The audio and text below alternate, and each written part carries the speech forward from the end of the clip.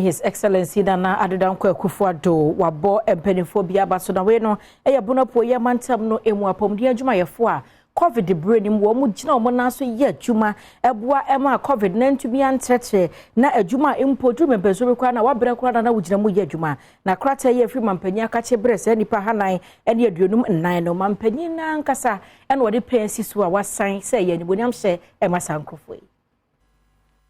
Manfo ebeka yi a obenimbo so meda na etasudu nan afimpinu ene edunu miensemu omampanyi Adanko Akufo-Addo de abasobo ahodo ema ankura bi ya ebra COVID-19 ya rietu etese ewo memu no otu won hu si honom a oboaye ya ne senti wotumi ekunye etu yare na se efri wo memu enum ena soafo e de nsem etudwa no ohye wonom a wonya abasobodie ibie ene wonom a wanya bie nyina se wonom dwumadie mu no Wamamanfo apomuden enyade ehu hia wonom kane.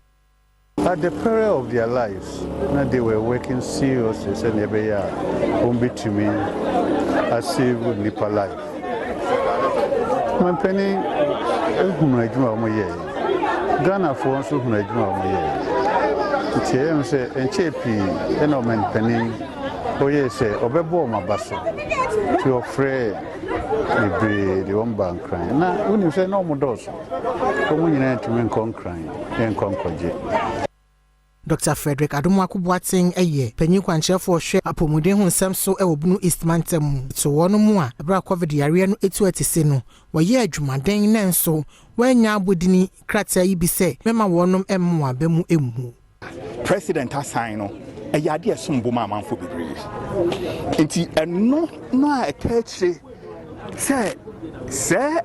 men kwa se biomedi si ho no man fancy ho kwa nti ya rehemu bibri ema amanfo their challenges yes but a shen crofon cry ama crofon who say my bibia manipa eniaso wonmo wonya abasobodie ni bie ene amane boni hwehwe nkomo se COVID den ba ye na dodo na esuru